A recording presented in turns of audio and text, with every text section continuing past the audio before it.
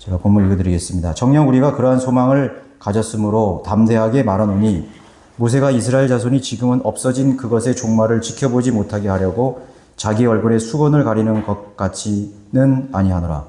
그들의 마음이 완고하여 오늘까지도 옛 언약을 읽을 때에 그와 같은 수건이 벗겨지지 아니하고 남아있으나 그 수건은 그리스도 안에서 없어지는 것이라.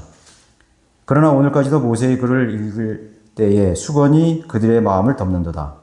그렇지만 주께로 돌아서면 그 수건은 벗겨지리라. 이제 주는 그 영이시니 주의 영이 계신 곳에는 자유가 있느니라. 그러나 유리를 통해 보는 것 같이 수건을 벗은 얼굴로 주의 영광을 보는 우리 모두는 주의 영으로 말미암은 것 같이 영광에서 영광에 이르는 똑같은 형상으로 변모되느니라. 구약에 있는 율법은 지도교사라고 그랬습니다. 그러나 유대인들은 그 예수 그리스도로 인도하는 그 지도교사의 말을 듣지 않았죠. 그래서 민족적인 차원에서 이제 배척에 거부했던 것이죠.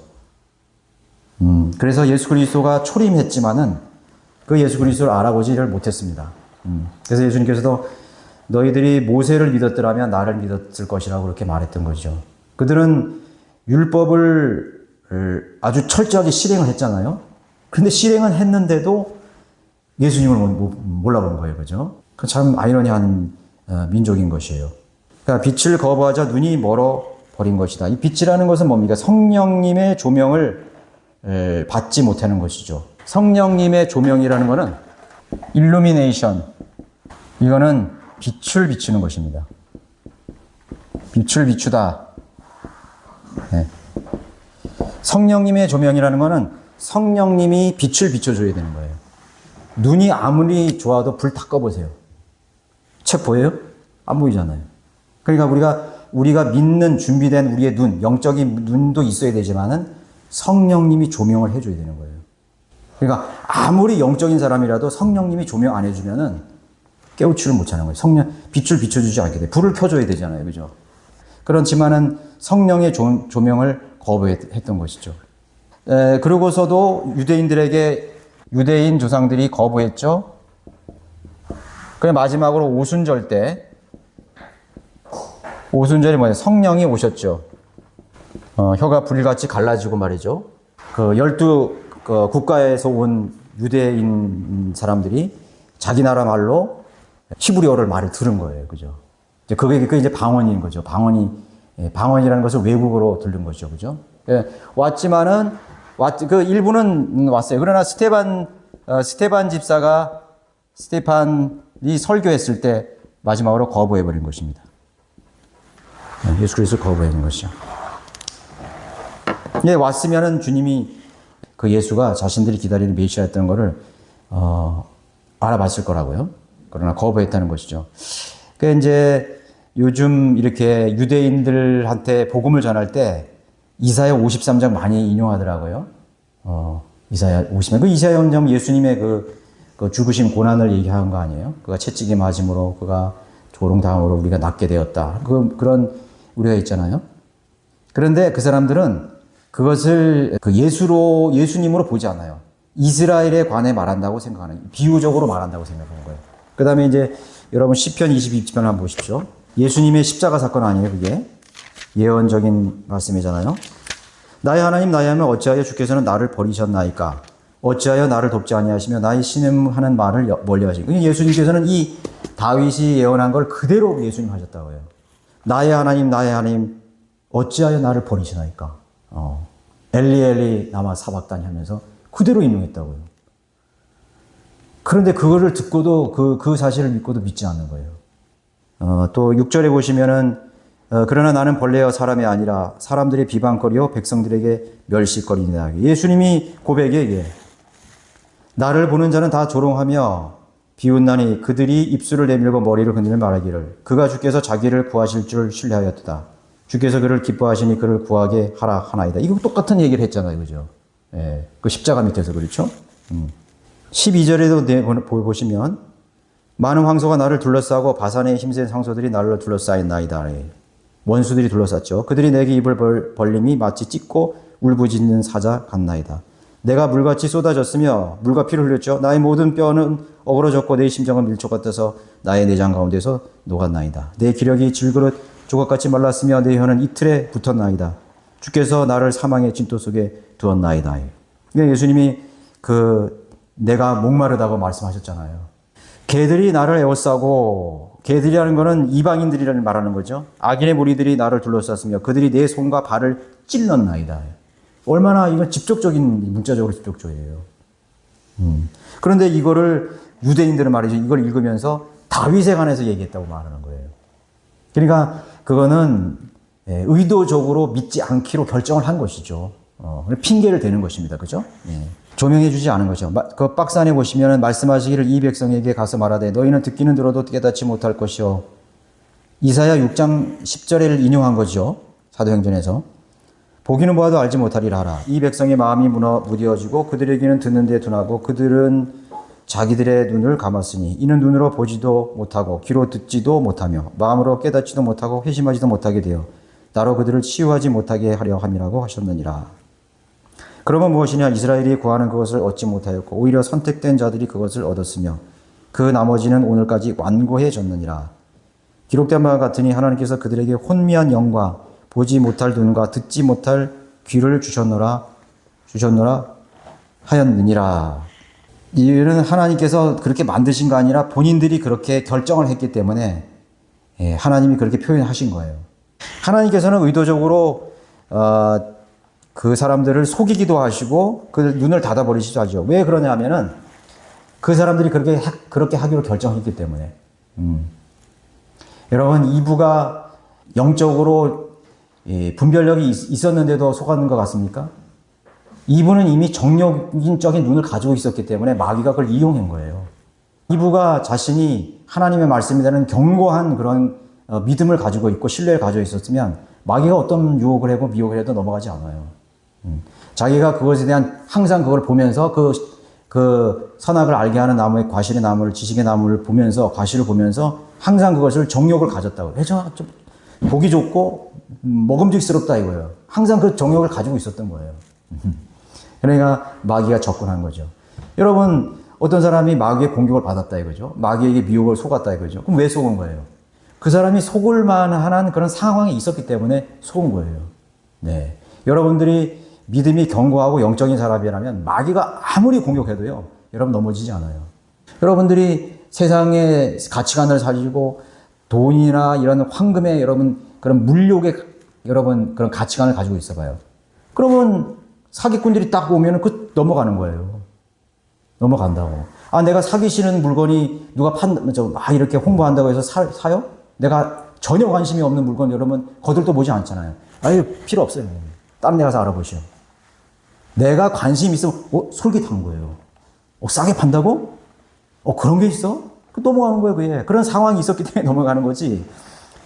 내가 그거에 관심이 없었는데 넘어가는 게 절대로 아니라고. 그렇죠? 그러니까 이제 죄에 걸려 넘어지는 것은 본인이 그러한 상황 속에 있었기 때문에, 불신 가운데 있었기 때문에, 넘어가게 되어 있는 것입니다. 그 밑에 보시면 민족적 차원에서 이스라엘은 유대 교회 시대 동안 눈멀어 있다. 2000년 동안 눈멀어 있는 거죠. 빛을 거부한 이래로 오늘날까지 2000년 동안 겪어 있던 암울하고 비참한 역사의 원인이 바로 여기에 있는 것이다.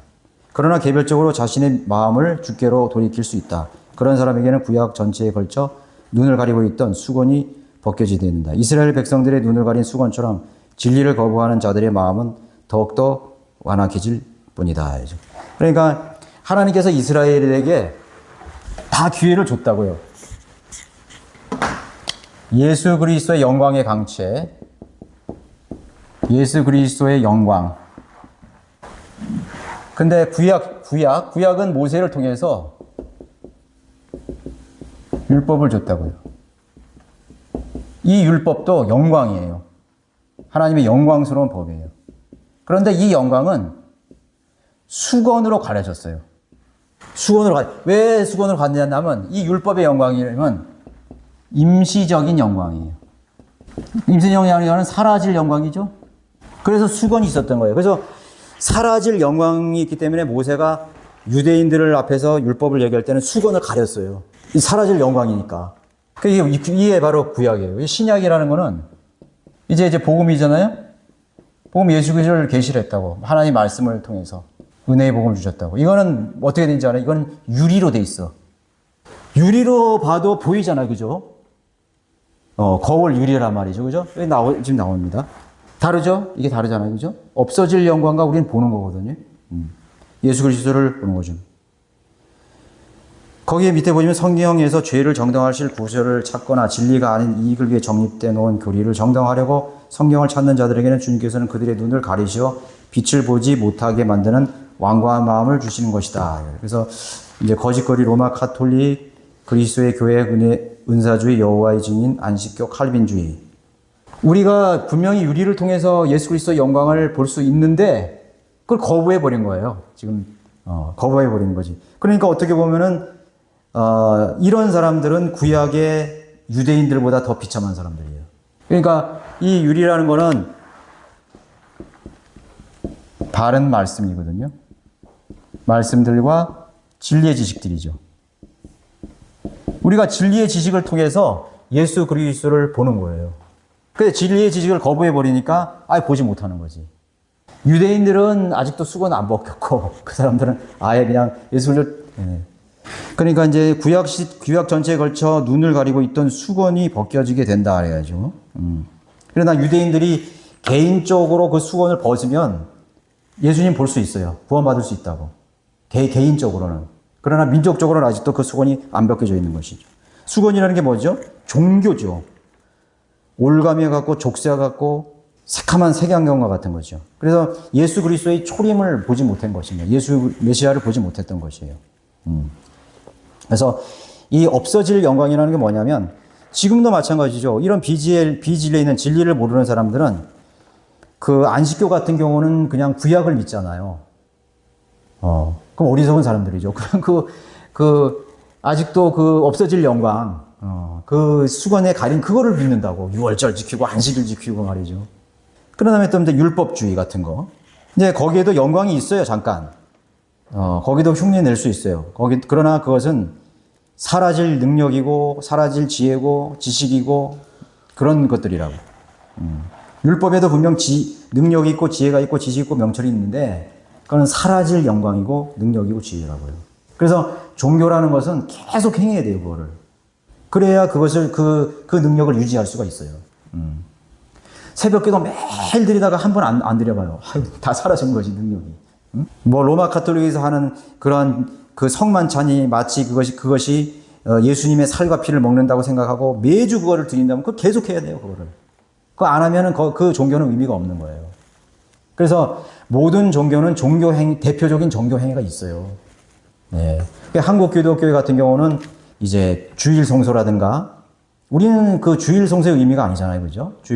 그 주의 첫날에 주님 부활하신 날에 우리가 모이는 것이지 그 사람들은 안식일이 주일이 됐다고 그렇게 착각을 하는 것입니다. 그런 종교 행위를 계속 해요. 장로교회는 장로교회에서 행하는 그런 것을 계속 해야 그것이 빛이 나는 거예요. 그거 안 하면은 장로교회의 의미가 없는 거야. 장로 직분이 있어서 장로들이 어떤 운영하는 그런 것도 하나의 그런 것이죠. 천주교에서 무슨 성상이나 무슨 표시나 이런 종교 행위가 없이 그거 없어지면 다 의미가 없는 거예요. 감리교도 마찬가지죠. 다 자기네 종교가 표방하는 그것이 있는 거예요. 그거 없으면 능력이 사라진 거예요. 그럼 없어질 능력과 똑같은 거예요. 그러니까 자유함이 없지, 거기는. 형식이 얽매이고 말이죠. 그렇게 되는 거죠. 성직제도가 막 있고 말이죠. 그렇게 되는 것입니다. 또 율법적으로 살려고 하는 생활 방식도 역시 마찬가지예요. 그럼 그 고착된 종교 행위와 같은 것입니다. 그러니까 어떤 사람들은 율법은 아닌데 스스로 자기가 법을 만들어 버렸어요.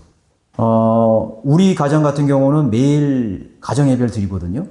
우리 아이들 올 때도 가정 예배 꼭 드려요. 그리고 찬송 한 거 하고 성경 읽고 그리고 기도로 마쳐요. 그런데 그것은 율법이 아니에요. 상황이 안 되면 쉬는 거야, 그냥. 오늘 아빠가 할 일이 좀 많다. 그러면 쉬는 거예요, 그거. 또 아이들이 뭐 공부할 일이 있어요. 그러면 쉬는 거야, 그거 싫어. 너 할 일 해. 그래, 합시다. 이렇게 됐을 때 그걸 하는 것이에요. 예를 들어서 제가 말씀드리는 거예요. 그것이 절대로 이거 반드시 해야 돼. 아침 일어나면 반드시 뭘 해야 돼. 이렇게 절대로 아니라고 보는 거예요. 나는 오늘 아침에 일어나면 반드시 아침 몇 시에 꼭 성경 읽어야 되는데, 물론 좋아요. 그러나 그것을 법으로 만들지는 말라는 거예요. 그날 내가 그걸 못할 수도 있어요. 그러면 점심 때 할 수도 있고 저녁에 할 수 있는 거예요. 그것이 자유하는 사람이에요. 주님은 뭐 아침에 뭐 따로 만나야 뭐 더 위대하게 응답 잘 되고 말이죠. 새벽에 만나야 더 그런 거 없어요. 그게 뭐냐면 내추럴한 거거든요. 성령 충만한 사람은 자연스러워요. 자연스러워. 아니 교회 왔는데 말이야 막 얼어가지고 막 경색돼가지고 막 어색하고 막 그런 사람은 성령 충만한 사람이 아니야. 교회에 왔는데 아주 자연스러워. 아주 그냥 아주 편하고 형식에 막 하고 자유함이 없는 것이요. 장로님이 계신데 말이에요.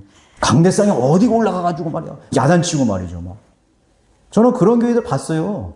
그냥 뭔가 경직되어 있는 거예요. 종교적인 그런 아주 경직되어 있는 자연스러운 내추럴하지 못해. 그래서 우리가 고착된 종교 행위를 해서는 안 되는 것이에요. 그래서 그런 데서 이렇게 습성이 된 사람은요, 그 사람이 종교적인 사람이잖아요. 그러면 여기 교회 와서도 그렇지 않은 교회를 정죄합니다. 형제님은 왜 목사님을 형제라고 불렀어? 형제라고 부를 수도 있지. 같은 형제인데. 그 사모님이라 부르지 왜 자매님이라 불렀어? 집사님이라 부르는데 왜 형제님이라 불렀냐고. 여러분 장로님 보고 형제님 한번 실제로 한번 가셔서 해보세요. 실험적으로 어떻게 나오나. 응? 저기 원주 장로교회나 뭐 이런 감리교회 가셔가지고 권사님이 장로님들 자매님 안녕하세요. 형제님 오셨네. 난리 날 거야. 그 죽은 교회, 죽은 교회. 벌써 안색이 달라질 걸. 우리 여기 정말 성령 충만한 우리 성도들을 믿는 교회에서는 그런 거 없어요. 네, 없다고. 근데 그런 데에서 이렇게 습성이 된 사람들은 이렇게 와서도 자기가 그 틀에서 벗어나지 못하는 거예요. 그러니까 그러한 성직 제도와 그런 종교의 그런 족쇄에 아주 그냥 자기 자신을 거기에 매여가지고 자기는 대단히 무슨 엄청나게 구별된 사람처럼 무슨 레위인이에요? 무슨 레위인처럼 행사하는 것입니다. 여러분 그러한 배교한 교회와 제도에 가면요 그런 것들이 그냥 아주 그냥 일반적입니다. 그런 것이 일반적이에요. 그래서 이런 사람들은 그런 고착화된 종교 행위에 그 족쇄에 사로잡혀 가지고 자유함을 못 누리는 사람들이죠. 그런 사람들이 여러분 성령의 그런 인도를 받을 것 같습니까? 늘 성령이 떠날까봐 아예 성령이 없는 사람인데 자기에게 성령이 있다고 착각을 하는 거예요. 내가 그 일을 하면 그런 조직에 있으면 그런 걸 행하면 그런 식으로 행하면 성령님이 계실 거라고 생각하는 거예요. 그래서 항상 그걸 안 하면 성령이 떠날까봐 걱정하는 거지. 여러분들이 예를 들어가지고 기도를 한번 쉬었다고 해서 성령이 떠나갑니까? 그런 거 아니잖아요. 그죠? 그런 거 절대로 아니라고. 성령님은 항상 내 안에 계시다고요. 그렇죠? 그래서 이 구약의 그 영광이라는 거는 이 성령님이 항상 들락날락 했어요. 성령님이 떠납니다. 떠날 수 있다. 구원받지 못한 사람은 종교행위를 계속하는 것처럼 생각을 하는 거지요. 여러분 시편 51편에 보시면은 다윗이 그 밧세바와 동침하는 선지자 나단 앞에 왔을 때 참여하여 했었죠. 그가 이렇게 말했어요. 주의 구원의 기쁨을 내게 회복시키시고 주의 자원하는 영으로 나를 붙드소서. 죄를 지으면 뭐냐면 구원의 기쁨을 떠나가 된다고. 성령의 열매가 기쁨이 있잖아요. 그죠? 죄를 지으면 성령님이 떠나고 그러시는 거라고. 그러니까 어떻게 보면은 행위 구원 요소하고 맞물리는 거예요. 그죠? 행위 구원 뭐냐? 그 구원을 잃어버릴 수 있다는 거죠. 잃어버릴 수 있다는 거는 성령이 떠나가는 거 아니에요. 그죠? 그럼 또 성령 받기 위해서 또 예수님 영접하고 또 믿음 생활 잘하고 또 세상으로 갔다가 또 성령이 떠나가면 또 와서 또 예수님 영접하고 또 열심히 또 하고 말이죠. 그 계속 반복되는 것입니다. 그러니까 그게 어떻게 보면은 사라질 영광의 그런 종교적인 습성에 머물러 있는 것과 똑같은 것이죠. 진리가 아닌 사주 쪽에 진리가 아닌 이익을 위해 정립해 놓은 교리들을 정당하려고 성경을 찾는 자들에게는 주님께서는 그들의 눈을 가리시어 빛을 보지 못하게 만든 완고한 마음을 주시는 것이다. 이렇게 말했습니다. 이익을 위해서 만든 교리들이에요, 사실은요. 몇몇 그러한 종교 지도자들에 의해서, 창시자들에 의해서 이용당했던 그 희생자들이라고요. 그래서 우리는 모든 가능성을 열어둬야 됩니다. 근데 그런 사람들은 모든 가능성을 열어두지 않는 그런 사고방식을 가지고 있어요. 다 닫아놓습니다. 그리고 아예 단정해버리죠. 그래서 제가 아까 말씀드린 것처럼 이브가 속은 이유도 이미 정욕과 욕망이 호기심이 있었기 때문에 사탄이 그것을 이용하게 된 것이에요. 그런 교리들을 이용하게 된 것입니다. 거기 박스 보시면 인자 이 사람들은 자기들의 마음속에 자기들의 우상들을 세워놓고 그들의 얼굴 앞에 그들의 죄악의 방해물을 놓았으니 그들로 내게 조금이라도 묻게 하랴. 그러므로 그들에게 고하고 그들에게 말하라. 주 하나님 이같이 말하노라. 자기 마음속에 자기 우상들을 세우고 자기 얼굴 앞에 자기 죄악의 방해물을 놓고 선지자에게 나오는 이스라엘 집의 각 사람에게 나 주가 그의 우상의 마음을 따라 나오는 그에게 응답하리라. 이미 자기들의 마음속에 기준이 다 정해져 있는 거죠. 자기 의가 다 정해져 있는 것이죠. 그렇죠? 자기 마음속에 자기 우상들을 이미 세워놓고 죄악의 방임을 놓고 선지 앞에 나오는 것입니다. 그러면은 하나님께서 여기 에스겔서에도 보면 나중에 어떻게 말하냐면 에스겔서 14장에서요. 14장 19절에 이렇게 말해요. 만일 선지자가 속아서 어떤 일을 말하였다면 나 주가 그 선지자를 속인 것이니 내가 내 손을 그에게 펴서 내 백성 이스라엘 가운데로부터 그를 멸할 것이야. 그러니까 자기 우상을 가지고 자기 우상들을 그 마음에 품은 사람들 듣지 않았잖아요.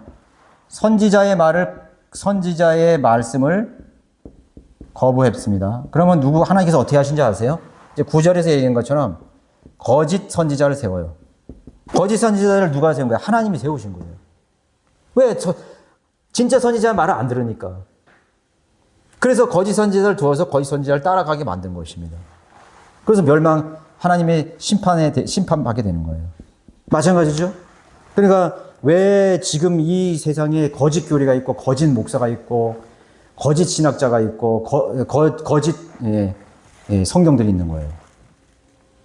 그 사람들이 그걸 따라가기를 좋아했기 때문에 그렇죠. 예수만 믿으면 만사형통한다는 기복신학 있죠. 그죠? 번영신학이라고 그러죠. 번영신학. 기복신앙, 번영신학. 왜 복받는다는 거죠? 물질의 복하는 거예요. 복하니까는 누가 나오냐? 거짓 목사가 나와가지고, 막 은사주의하고 막 복받는다. 그러고 그런 사람을 세워놔. 그럼 다 그걸로 따라가는 거야. 그런 사람들이 따라가는 거예요. 예. 그런 은사주의 따라가고 막 환상 입신 막 해가지고 뭐 기도해주면 뭐 복받고 막. 그러니까 자기 마음속에 그런 욕망이 있는 사람들, 그런 우상들, 물질의 우상들, 세상의 정욕의 우상들 있으니까 돈, 명예 그런 게 있으니까 거짓 목사를 하니까 막 따라가는. 그 거짓 목사를 누가 세운 거예요? 하나님이 그것도 허락하신 거라고. 어떻게 보면 거짓 선지자를 여기 돼 있잖아요. 제가 말한 거 아니라고. 만일 선지자가 속아서 어떤 일을 말했다면 나 주가 그 선지자를 속여가지고 그 선지자도 마찬가지로 그 마음에 있었던 거예요. 그를 멸할 것이라 이거죠. 그들은 그들의 죄악의 형벌을 담당하리라. 선지자의 형벌은 그에게 구하는 자와 자기 형벌과 같으니라. 같이 망하는 거야 다 그냥. 같이 망하는 거죠. 거듭난 그리스도인이 주님 안에서 성장할 수 있는 비결은 주님과의 교제의 통로를 얼마나 깨끗하게 유지하느냐에 달려있다. 그리스도인이 주님을 첫째로 모시는 한 주님께서도 그 성도에게 베풀고 또 베푸실 것이다. 자기 자신과 주님 사이에 그 어떤 방해물도 놓여 있어서는 안 된다. 그래서 거짓 없는 믿음이 필요하고 깨끗한 양심이 필요한 것입니다. 예. 정말 하나님만을 앙망하는 마음, 그렇죠? 참 내가 하나님으로부터 무엇이든지 받고자 하는 그런 기대를 가지고 하나님 앞에 나아가면 하나님께서 주시는 거죠. 예. 자기 마음에 일단 모든 걸 다 결정해 놓고 나가는 건 안 된다 이거는 거예요. 내가 부자가 되고 싶은데, 그 마음에 벌써 그게 있는 거지. 우상이 있는 거야. 그리고 하나님께 나아가는 거야. 하나님 주십시오. 믿음을 주시자. 그러니까 하나님 말씀 이용하는 거야. 하나님 이용하는 거야. 하나님 내가 돈 많이 벌게 주십시오. 막 이런 거예요. 그거는 하나님 섬기는 게 아니죠. 그러니까 우상이라는 건 뭐냐면은 이 우상이라는 거는 이 우상이 하나님을 대신하는 거예요. 그럼 하나님은 뭐냐? 하나님을 찾는 뭐냐? 이거는 수단이지. 이용수단에 불과한 거야. 진짜 하나님은 이용수단. 하나님을 이용해서 자기의 우상을 만족시키려고 그러는 거지. 그죠? 그러니까 완전히 다 바꿔버렸잖아요. 자기 마음속에 우리 아들 하버드 대학교에 유학 가게 해주십시오. 딱 마음이 결정해놓고 새벽 기도가지고 막 그냥 기도하는 거야. 우리 아들 1등하게 했고 뭐 서울대학 가게 해주시고 막 그런 거 기도하는 거야. 우상이 거기에 딱 차 있는 거야. 그 하나님 이용하는 거지 뭐야. 하나님은 전지전능하신지 않으니까 믿습니다. 그래서 그럼 또 그렇게 정말 돼. 노력했으니까 되죠. 되면은 또 목사가 나가지고 우리 장로님 아들 복 받았습니다. 새벽 기도 40일간 하시더니 기도 응답됐습니다. 막 마귀가 그냥 막 속이는 거예요. 막 속이는 거예요. 그래서 사람들도 거기에 할렐루야 아멘 하면서 막 또 따라가는 거야. 넓은 길을 열어놓고 말이에요. 막 사람들 막 모이는 거예요. 막. 그게 우상숭배예요. 무서운 거죠? 그 마음에 벌써 이 세상의 정욕과 세상의 꿈들이 가득 차 있는 거죠. 하나님은요, 자비를 원하시는 거예요, 자비를. 이 세상에 썩어질 것들을 하나님이 구하라는 게 아니에요. 그렇죠? 내가 하나님의 뜻을 성취하기 위해서 하나님이 주신 것들을 풀 가동해서, 이용해서 하나님을 영화롭게 해드리는 거예요. 내가 지금 가진 것으로 영화롭게 해드리는 거예요. 그러면 하나님이 또 주시는 거 필요하면, 하나님이 우리를 주신다는 거는요, 기도의 응답이라는 거는 필요하기 때문에 주는 거지, 넘치어서 그 이상을 주시지 않아, 절대로. 그 착각을 하고 있는 거야. 그러니까 우리가 구한다는 것을 알아야 돼요. 구함. 우리가 하나님께 구하라 그랬죠? 구하라. 뭘 구하래? 필요만을 구하냐. 필요한 것만 구하는 거예요. 내가 지금 다 가졌는데 더 가진데 이거는 필요한 게 아니잖아. 저도 이 교회에 필요한 것들을 위해서 기도하지, 내가 뭐 앞서가지고 하나님, 우리 교회가 저기 뭐 원주에서 큰 교회처럼 그렇게 되기만, 절대로 그렇게 기도 안 한다고. 절대로 앞당겨가지고 절대 하는 게 아니에요. 그건 욕심이지. 그렇죠? 내가 가졌는데도 더 갖기를 원하는 건 욕심이지. 정욕을 위해서 구하는 거예요, 그거는요. 내가 절실한 필요 앞에 나가는 것이에요. 하나님이 주신다고.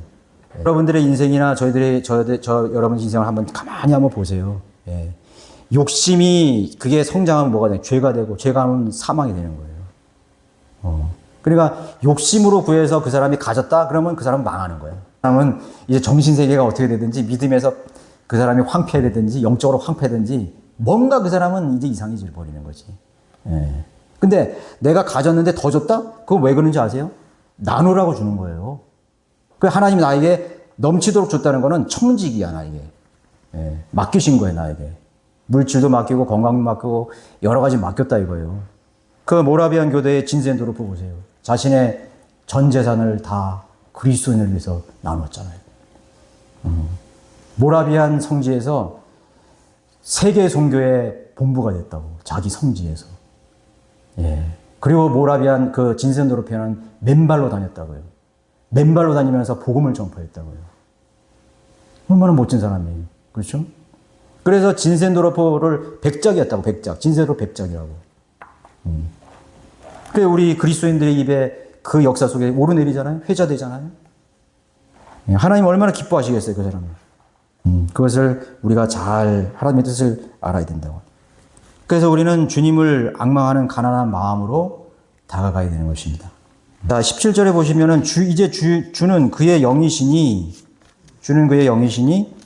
주의 영이 계신 곳에는 자유가 있느니라. 이 구절을 여러분 잘 알아두셔야 되는 게 뭐냐면, 여기가 신성에 대한 그 구절이에요. 신성. 주는 그 영이시니. 그러니까 성령님이 바로 하나님이라는 거죠. 주의 영이 계신 곳에는 자유가 있느니라. 하나님이 계시는, 하나님의 임재가 바로 그 영이 임재하는 곳이라고 말할 수 있는 것이에요. 그렇죠? 삼위일체에서 그 주가 여호와를 지칭하는 그 주입니다. 근데 그 주는 바로 그 영이다 이거죠. 그래서 성령님께서는 하나님 아버지와 예수 그리스도와 동일하신 분이심을 증거하고 있는 구절이기도 하는 것이죠. 성령께서는 율법의 속박으로부터 그리스도인에게 자유를 주신다. 그러니까 종의 몽열이죠. 지금 저 영광, 사라질 영광은 종의 몽이에요. 사라질 영광이에요. 율법의 속박 속에 있는 거. 제가 말했죠. 율법은 계속 행해된다 그랬잖아요. 그거 안 하면 떠나가는 거야. 능력이 떠나가는 거야. 의미가 없어. 유대인들이 율법 안 지킨다고 그 안식일 안식법 의미가 없지, 유대인들에게. 그래서 이 사람들에게 율법은 표적이 되는 것이에요. 안식일을 비롯해서 이는 안식일, 안식일 외에 이런 것들은 표적이라고, 표적. 하나님과 백성 가운데 언약으로 맺은 표적이에요. 사인이에요, 사인. 너가 안식일을 지킴으로써 너가 내 백성이라는 걸 증거하는 거예요. 그거 안 하면 그 의미가 없어요, 그게. 근데 우리가 이방인이고 교회인데 자유한 몸인데 그걸로 돌아간다는 거는 저주로 돌아가는 거지. 왜 종의 멍에를 매려고 그래? 안식일 행하려고 그러고, 유월절 지키려고 그러고, 율법의 조항 지키려고 그러고, 왜 그렇게 하는 것입니까? 그죠? 이 자유는 우리가 주님 앞에서 우리를 정죄하는 율법과 관계없이 하나님의 법규를 따를 수 있는 것이다. 자신의 몸과 의지를 주님께 드리면 성령께서는 그리스도의 몸을 주관하시고 생애를 인도하시며 이끄신다. 그 자유함이 있는 거죠. 그렇게 되면 그리스도인 안에 형성된 세 사람은 마음껏 그리스도를 위해 살게 되고 어떤 종류의 속박도 없이 주 예수 그리스도만을 즐거워하게 된다 이거죠. 우리는 자유로워. 그런 어떤 그런 법이 없어요. 법이 없다고. 거울이 그 앞에 서 있는 사람의 모습을 있는 그대로 보여주듯이 우리가 성경을 대할 때도 그 말씀은 우리의 내면이 어떠한지 또 무엇으로 가득한지를 여과 없이 보여준다. 그때 우리가 내보일 수 있는 반응은 두 가지뿐이다. 즉 하나님의 말씀이 보여주시는 대로 문제점을 바로잡든지 아니면 그 말씀을 무시하든지 하는 것이다. 그러니까 여기 이제 거울이라 했는데 유리죠, 유리. 유리로 같이 이렇게 보는 거예요. 그리고 또 나도 볼 수 있는 거죠. 거울이 돼서 어떤 데는 거울이 돼서 나를 보는 거예요. 성경을 보는 것입니다. 예. 그래서 이제 제가 말씀드렸잖아요. 우리가 말씀, 복음, 십자가의 예수 그리스도. 예수 그리스도는 거울이라고. 무슨 거울이죠? 이게 나를 보는 거울이에요. 왜 그러냐면 예수님을 보지만 거기에 내가 달려 있는 거예요. 내가 그렇게 저주받은 거예요. 그 거울이지. 나하고 상관이 없는 사람이면 나하고 거울이 안 돼. 거기 내가 달려 있는 거라고. 하나님 말씀이 있는데 이 말씀 속에서 나를 본다고, 나를. 거울이니까. 반사돼서 나를 투영해 본다고. 야, 내가 이렇게 하나님이 죄를 열고 했단 말이죠. 너는 우리의 사람에서 나오는 것은 음란과 악한 눈과 나를 보는 거야, 막. 나를 비춰보는 거야. 여기 문둥병자 나타나. 그것도 나를 보는 거야. 내가 문둥병자였구나. 안진병, 나도 안진병이 있구나. 장님이 나타나. 나도 장님이었구나. 여기 창녀가 나타나는데 창녀가 돌에 맞아. 그것도 나였구나. 내가 그 돌에 맞아 죽어야 되는데. 다 거울이야, 거울 전부 다. 그래서 바울은 나는 죄인 중에 괴수라고 이렇게 자기를 고백한 거예요. 나에게 말씀하시는 거, 나에게 명령하시는 것이고 그렇게 보는 거라고. 그런데 자기가 의로운 사람들은 자기 자신을 못 보죠. 성경을 보는데 하나도 변화되지 않는 사람이 있어요. 성경은 아주 부지런히 읽고 막 10독도 하고 100독도 하고 그게 중요한 게 아니야. 한 번을 읽더라도 거기서 나를 봐야지. 예수 그리스도를 거기서 봐야죠. 진리를 발견해야죠. 그죠?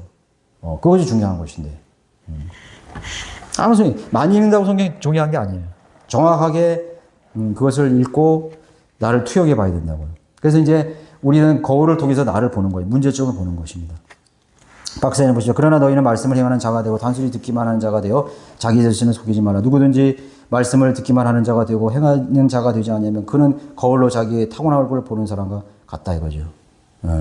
행하는 자가 그 사람이 변화되어서 실천하는 사람이 거울로 자기 얼굴을 보는 사람이 되는 거예요. 그러니까 얼마만큼 내가 거울 앞에 나를 노출시켰느냐가 중요한 것이죠. 밑에 보시면 하나님 말씀이 성경에 시간을 쏟으면 그 말씀은 그 사람의 인격과 얼굴도 모든 면에서 드러나기 시작한다. 물론 한두 번 정도로 변화가 갑작스럽게 나타나는 것은 아니다.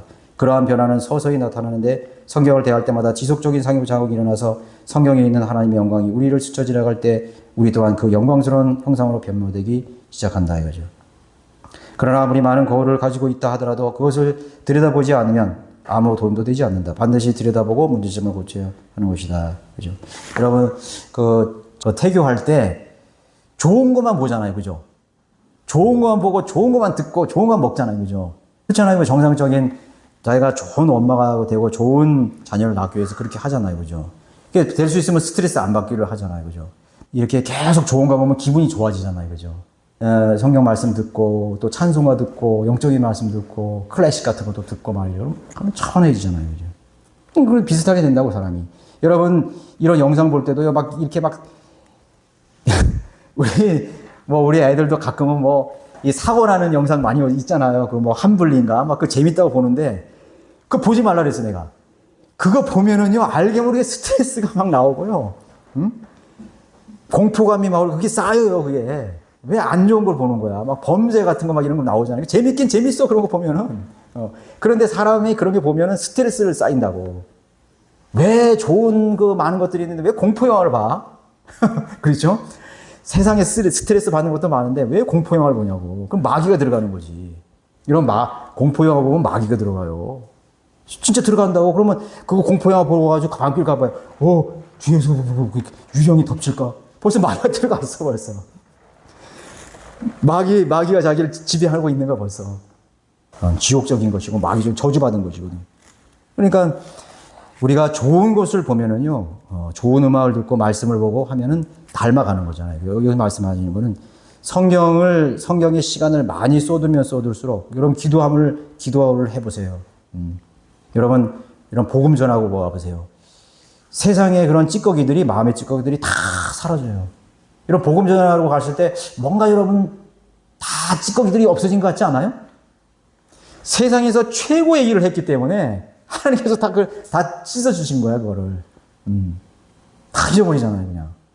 희락이 있고, 평안이 있고, 은혜가 있는 것이죠. 그죠? 마음이 여러분 울적하고, 뭐 누군가에게 또 기분 나쁜 얘기 듣기도 하고, 그렇잖아요. 그죠? 마음이 또 상하기도 하고 말이죠. 그러면은 하나님께 나가세요.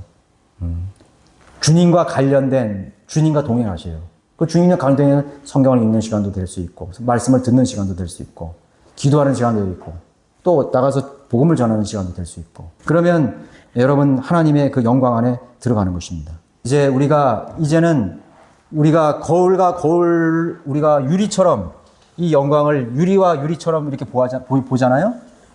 그러나 이제는 실제 그날이 오면 재림이 되면은 재림 때 얼굴과 얼굴을 통해서 그 영광을 우리는 그 영광에 참여하는 거죠. 얼굴과 얼굴 보는 거예요. 지금은 이 말씀을 통해서 우리가 거울을 통해서 나를 보고 주님을 보지만 그러면 이 수건이 벗어져서 일로 와야 되는데 그죠?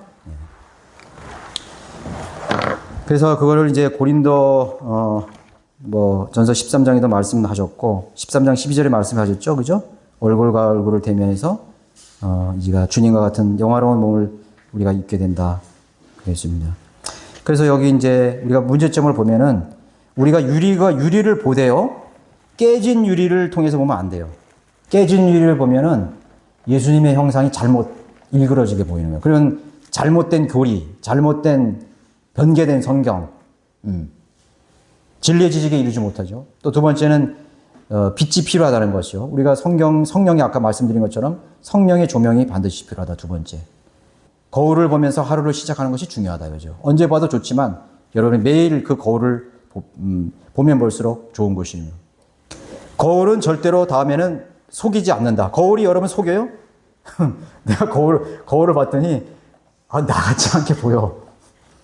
절대 그런 거 없다고. 내가 좀 날씬하게 보여야지. 체면을 걸고 거울을 딱 봤더니 날씬하게 안 보이냐. 거울은 절대로 속이질 않아요. 만약에 날씬하게 보였다면 거울이 잘못된 거지. 여기 잘못된 거울 조금 있어요. 여기 우리 나가면서 전 몰랐는데 어쩐지 제가 자꾸 말라 보이더라고. 아무튼 거울은 우리를 속이지 않는다는 것을 말하는 것입니다. 그리고 거울이라는 것은 최신 이미지입니다. 최신 이미지. 그건 뭐냐면은 그냥 그대로 나를 보여주는 거예요. 사진은 사실 최신 이미지가 아니야. 사진은 10년 전에 사진 내보니까 기분 좋아. 최신 이미지가 아니야. 옛날 이미지지. 그러나 거울은요 항상 나를 속이지 않고 내 자신을 그대로 보여주고 주름살도 그대로 보여주고 여기 티끌 묻은 것도 보여주고 머리에 엉칼한 것도 보여주고 거울이에요. 그게 바로 그게 성경이라고 그게. 그래서 살아있는 성경이야. 지금. 그래서 성경은 2000년 전에 기록했지만은 지금 살아서 거울처럼 나를 보게 하는 거예요. 참 놀라운 성경이에요. 그죠? 100년 전에 본 사람도 그 자기를 보고 150년 전에 본 사람, 1000년 전에 본 사람도 똑같이 자기 그대로 최신 이미지를 보여주는 거예요. 지금 21세기를 사는 우리에게도 그걸 보여주는 것이죠. 여러분들이 사용하면 할수록 도움이 된다는 것을